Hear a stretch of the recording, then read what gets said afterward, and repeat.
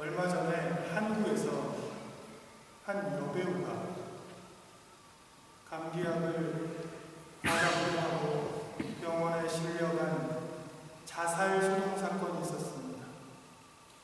그런데 이것이 자살 소동이냐, 그 여배우가 쓰러져 있던 곳에 유서라고 추정되는 문서가 있었습니다. 그래서 사람들은 그 사건이 자살 시도였다고 생각했습니다.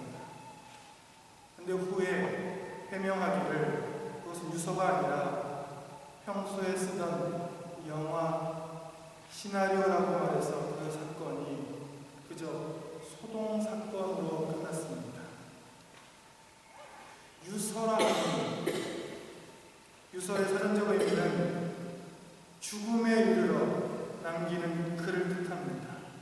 유언은 죽음에 이르러 남기는 말을 뜻합니다. 사람들이 왜 유서를 남기는가? 보통은 자신의 죽음 이후에 자신의 말이 효력을 발생하도록 유서를 남깁니다. 그리고 자신이 가장 하고 싶었던 이야기, 자기가 가장 부탁하고 싶었던 이야기가 유서에 들어있습니다. 당연히 자신의 삶을 통틀어 가장 중요한 이야기가 유서에 담겨져 있습니다. 그리고 유서와 유언에는 글쓴이와 말하니의 진정성과 삶이 함축되어 있습니다. 특별히 오늘은 베드로 사도와 오늘 읽은 사도 바울의 유서 부분에 해당하는 말씀을 묵상하면서 그들이 예수 그리스도를 만난 후 완전히 변모하여 예수 그리스도만을 따라 살았던 그들의 삶을 우리도 본받으려 합니다. 먼저는 베드로후서 1장을 다 같이 보겠습니다. 베드로후서 1장입니다. 베드로후서 1장에는 베드로 사도의 유언이 담겨져 있습니다. 베드로후서 1장 14절입니다. 제가 읽겠습니다. 이는 우리 주 예수 그리스도께서 내게 지시하신 것 같이 나도 이 장막을 벗어날 것이 임박할 줄을 알미라. 즉 베드로는 자신이 육적인 죽음, 육신의 장막이 곧 벗어나서 하늘나라로 갈 것을 직감합니다. 15절은 내가 힘써 너희로 하여금 나의 떠난 후에라도 필요할 때는 이런 것을 생각나게 하려 하노라. 즉 이 유서 부분을 쓴 이유가 내가 떠난 후에도 내가 너에게 하는 권면이 하나님의 말씀이 생각나게 하려 합니다. 그리고 16절로 19절까지 자신의 인생에서 가장 중요했던 사건이 기록되어 있습니다. 그 사건은 마가복음 9장에 등장하는 변화산 사건입니다. 왜 베드로가 자신의 죽음을 임박함을 깨닫고 12절로 짧게 쓴 유서 부분에서 변화산 사건을 언급했는가? 그것은 당연히 그 사건이 베드로에게 가장 중요했던 사건이었습니다. 그 사건은 무엇이냐면 어느 한날 예수께서 제자들을 데리시고 산에 올라가셔서 몸이 하얗게 변형되십니다. 그리고 모세와 엘리야와 함께 이야기를 나누는 사건입니다. 왜 이 이야기가 베드로의 삶의 황혼기에 유서 부분에 적혀 있느냐? 베드로는 그때까지 삶의 넘어서의 세계, 죽음의 세계, 구원의 세계에 대해서 알지 못했습니다. 하지만 베드로 사도가 쓴 베드로후서 1장의 말씀처럼 16절에 우리는 그 이야기를 공교에 만든 것이 아니고 그의 크신 위엄을 친히 본 사람들이다. 그리고 18절에는 우리는 하늘로서 나오는 하나님의 음성을 들었다. 즉 베드로는 그때 처음으로 하나님의 형상을 보고 하나님의 음성을 듣습니다. 그리고 삶이 완전히 바뀝니다. 그리고 부탁하기를 베드로후서 1장 20절로 21절입니다. 먼저 알 것은 경의 모든 예언은 사사로이 풀 것이 아니니 예언은 언제든지 사람의 뜻으로 낸 것이 아니요 오직 성령의 감동하심을 입은 사람들이 하나님께 받아 말하는 것입니다. 한 가지를 부탁했는데 그것은 성경 말씀을 사사롭게 해석하지 말라는 부탁이었습니다. 성경 말씀은 사람의 뜻을 나타내는 것이 아니라 모든 성령의 감동하심으로 기록된 말씀이므로 말씀을 귀히 그리고 거룩하게 여기라는 유언이었습니다. 오늘 본문 디모데 후서도 마찬가지입니다. 디모데 후서 4장 6절에 사도 바울은 자신의 죽음을 언급합니다. 다같이 한번 디모데후서 4장을 다같이 보겠습니다. 디모데후서 4장 6절입니다. 반지와 같이 벌써 내가 부음이 되고 나의 떠날 기약이 가까웠도다. 즉 여기서도 사도 바울은 자신의 죽음의 임박함이 곧 올 것임을 깨닫고 있습니다. 이것은 나이가 들어 육적인 죽음이 아니라 지금 상황이 로마 감옥에서 처형을 기다리고 있는 상황인데 그 처형 날이 얼마 남지 않은 것을 알고 있었습니다. 그래서 4장 9절에 자신의 가장 사랑하는 제자 목회자였던 디모데에게 너는 어서 속히 내게로 오라 이렇게 유언을 합니다. 21절에는 특별히 겨울이 되기 전에 너는 내게 속히 오라라고 말합니다. 그리고 그의 삶의 마지막 순간에 이렇게 부탁하고 권면하고 명령을 내립니다. 이 말씀은 금주의 말씀이기도 합니다. 4장 2절입니다. 너는 말씀을 전파하라. 때를 얻든지 못 얻든지 항상 힘쓰라. 범사에 오래 참음과 가르침으로 경책하며 경계하며 권하라 말씀합니다. 바울은 사랑하는 제자 디모데에게 이처럼 최후의 유언을 남겼습니다. 그리고 어서 속히 오라고 말합니다. 최후가 얼마 남지 않은 노 사도의 글에서 세상을 떠난 천국에 가기 전에 디모데를 한번 꼭 보고 가고 싶고 또 그에게 그에게 중히 이를 말이 있음을 우리는 볼 수 있습니다. 이미 말한 바와 같이 바울은 로마의 한 감옥에 투옥되어 있었고 디모데는 지중해 건너 지금은 터키 땅입니다. 에베소에서 목회를 하고 있었습니다. 근데 왜 겨울 전에 오라고 하는가? 겨울이 되면 항구가 얼어서 봄이 오는 4월까지 배가 다니지 못했습니다. 즉 겨울 전에 오지 못하면 다시는 이 땅에서는 사랑하는 제자 디모데를 볼 수 없었기 때문에 바울은 이런 글을 남겼습니다. 누구나 하나님께 허락된 세상을 살아가는 기회를 받습니다.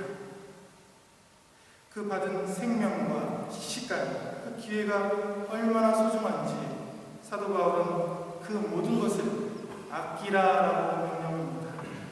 특별히 에베소서 5장에서 너희가 어떻게 행할지 자세히 주의하여 지혜 없는 자같이 하지 말고 지혜 있는 자같이 하여 세월을 아끼라라고 바울은 말씀합니다.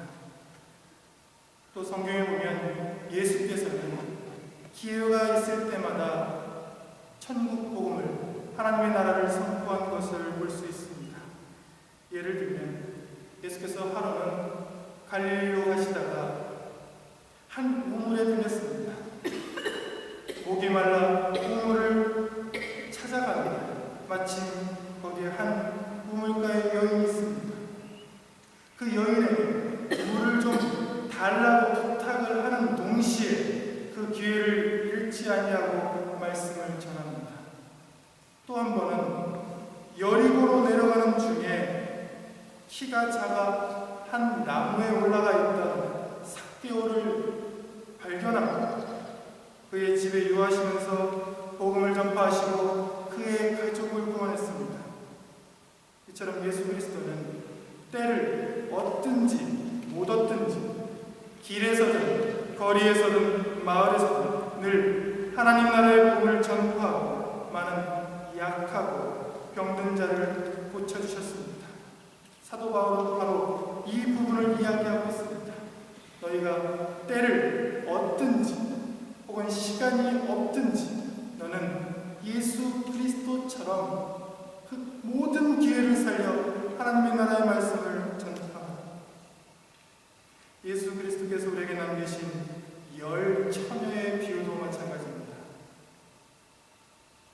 이 비유도 하나님이 우리에게 주신 기회를 놓치지 말고 힘써 열매를 맺으라는 교훈을 우리에게 줍니다.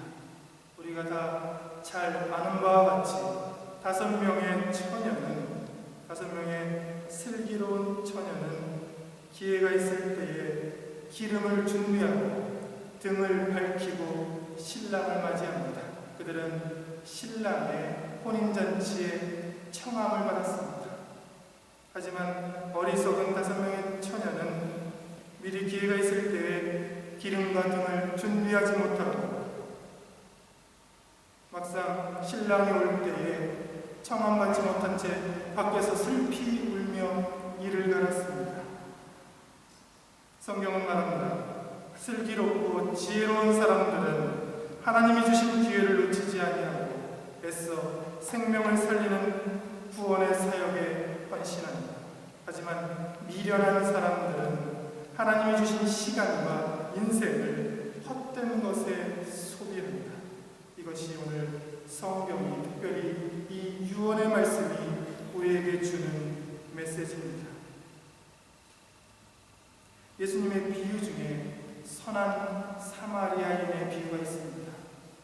이 비유도 마찬가지입니다. 한 사람이 예루살렘에서 여리고로 내려가다가 강도를 만납니다. 그가 가진 것을 전부 강탈당하고 매를 맞고 거의 죽은 사람처럼 땅에 누워 있었습니다. 그때에 제사장이 지나갑니다. 제사장이 그를 보고 못 본 채 하고 얼른 예루살렘으로 도망갑니다. 그때 한 레위인이 지나갑니다. 레위인도 역시 지금으로 말하면 종교인입니다. 그도 그를 못 본 채 하고 지나갔습니다. 그때 한 사마리아 사람, 그때 당시에 사마리아 사람이라 하면 외국인이었습니다. 사마리아 사람들은 피부색이 좀 검었습니다. 그래서 이스라엘 사람들은 사마리아 사람들을 보통 개라고 불렀습니다. 그 사마리아 사람은 그를 불쌍히 여겨 자비를 털어 그를 도와주고 보살핍니다. 마찬가지로 우리에게도 주님 주신 이 땅에서 많은 죽어가는 영혼들을 살릴 기회가 있습니다. 우리의 도움을 필요로 하는 많은 영혼들이 있습니다. 그러나 때때로 우리는 각종 핑계를 대고 마치 저 제사장들과 레위인처럼 그냥 지나칠 때가 많이 있습니다. 하나님이 주신 기회에 사마리아 사람처럼 애쓰고 힘써서 죽어가는 자를 살리는 말씀을 선포하고 교회 공동체에 헌신하는 것이 바로 하나님이 주신 복입니다. 주님 주신 시간에 씨를 뿌리고 주님 오실 때에 열매를 거두고 면류관을 쓰는 것이 성도의 마땅한 권리이자 의무입니다. 하나님이 이 땅에서 주신 시간과 건강과 기회가 영영이 있는가? 우리가 다 잘 아시는 대로 그렇지 않습니다. 우리에게 주어진 시간과 물질은 제한적입니다. 사도 바울도 오늘 본문에서 디모데에게 어서 키우라 말씀합니다. 잘못하다가 겨울 되기 전에 마지막 배를 놓치기라도 하면 내가 너를 이 땅에서는 볼 수 없노라 이렇게 이야기합니다. 예수께서 요한복음 9장의 한 맹인을 고쳐주시면서 이런 말씀을 해주셨습니다. 때가 아직 낮음에 나를 보내신 이의 일을 우리가 하여야 하리니 밤이 오리니 그때는 아무도 일할 수 없느니라. 주께서 말씀합니다. 낮에 일하라. 밤이 오면 일하고 싶어도 일하지 못할 날이 다가올 것이다. 봄에는 씨를 뿌려야 합니다. 만약 봄에 씨를 뿌리지 아니하면 1년의 농사가 헛됩니다. 학생들은 학생들의 신분에 있을 때에 공부를 하고 자신의 맡은 일을 열심히 해야 합니다. 왜냐하면 곧 공부를 하고 싶어도 할 수 없는 시간이 다가옵니다. 젊은 사람들은 젊었을 때에 열심으로 일하고 그 꿈을 이뤄야 합니다. 왜냐하면 그렇지 않으면 마음은 원이로 돼 몸이 따르지 않는 세월이 곧 다가옵니다. 우리 중에 부모님이 아직 살아계신 분들은 당연히 살아계실 때에 부모님의 마음을 기쁘게 해드리고 효도를 해야 합니다. 이것은 부부도 마찬가지입니다. 부부도 내 옆에 늘 있을 것 같지만 부부도 언젠가는 헤어질 때가 옵니다.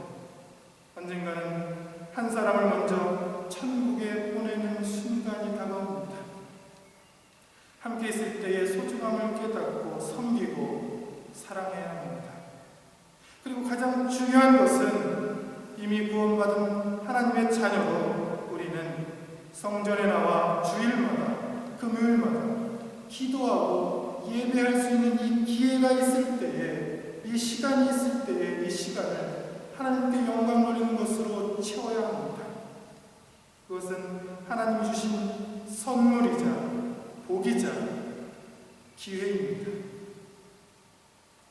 한국말에 새터민이라는 신조어가 있습니다.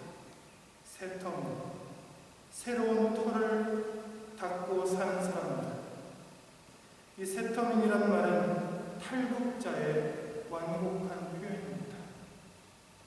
제가 신학대학원에 있을 때에 새터민 출신의 전도사님들이 7분이 계셨습니다. 즉 북한에서 태어나 자라고 공부하고 탈북해서 한국에 와서 신앙을 가지고 주의 종이 되겠다고 소원하고 신학교에 들어온 전도사님들입니다. 그분들의 증언에 의하면 지금도 북한에서는 많은 사람들이 지하 골방에서 숨어서 하나님을 찬양하고 예배드린다 합니다. 하지만 늘 두렵고 떨리는 마음, 혹시라도 그것이 발각되면 당장 처형되거나 수용소로 끌려간다고 합니다.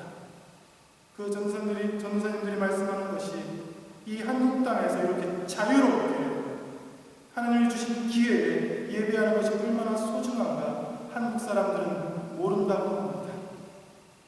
우리들도 주님이 주신 이 시간에 건강이 허락할 때에 이 모든 기회를 하나님께 영광 돌리는 시간으로 그의 말씀을 전파하는 시간으로 삼아야만 합니다. 교회 봉사도 마찬가지입니다. 교회 봉사도 할 수 있을 때에 힘써 하시기 바랍니다.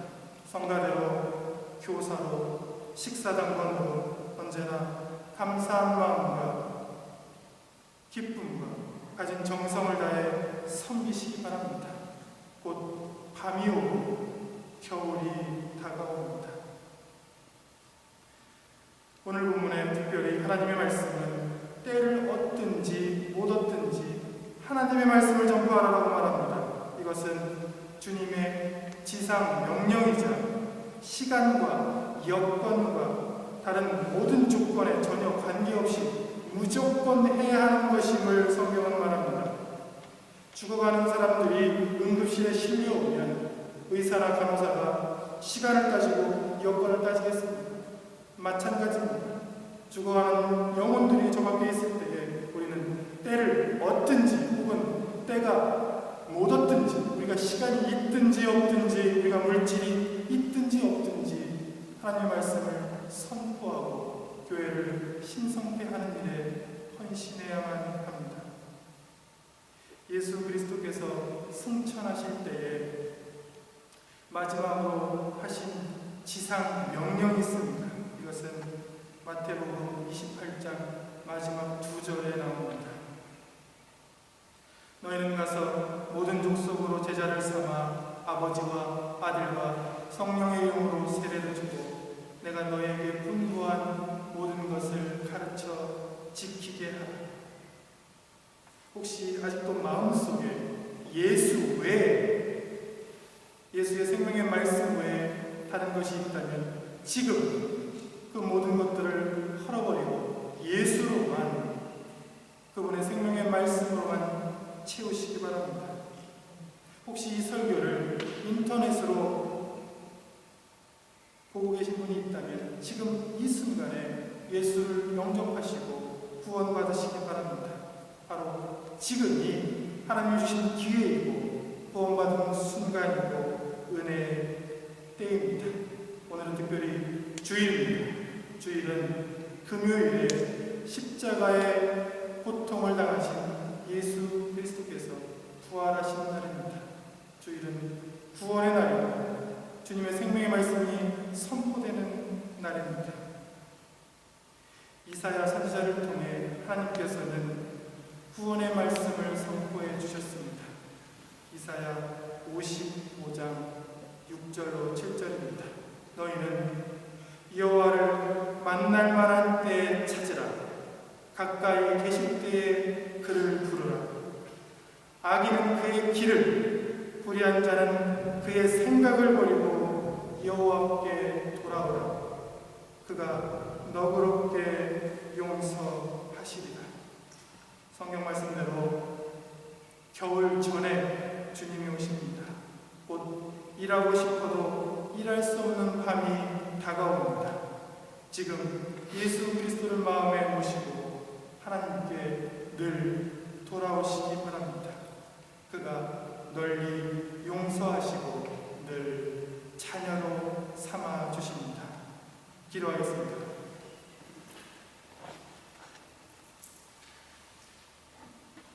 늘 우리가 찾을 때에, 늘 우리가 부를 때에, 늘 우리가 불의한 길을 버리고 불의한 생각을 버리고 여호와께 돌아올 때에 늘 너그럽게 용서해 주시고 받아주시고 자녀 삼아 주시는 하나님 아버지 감사합니다. 우리가 무엇이간데 성자 하나님이신 예수 그리스도의 십자가의 희생제사를 통해 우리를 구원해 주시고 우리를 영화롭게 해주셨습니다. 그리고 때를 얻든지 못 얻든지 밤이 오기 전에, 겨울이 오기 전에 속히 하나님의 말씀을 전파하고 하나님 말씀이 선포되는 교회 공동체에 헌신하라고 말씀해 주셨습니다. 우리의 삶이 비록 겉사람은 후패하나 속사람은 늘 새로워지고 겉사람은 나이가 들으나 속사람은 영은 새로운 영으로 가득 차 주님의 말씀과 합한 삶으로 인도하여 주옵소서. 늘 감사드리며 예수님의 이름으로 기도합니다.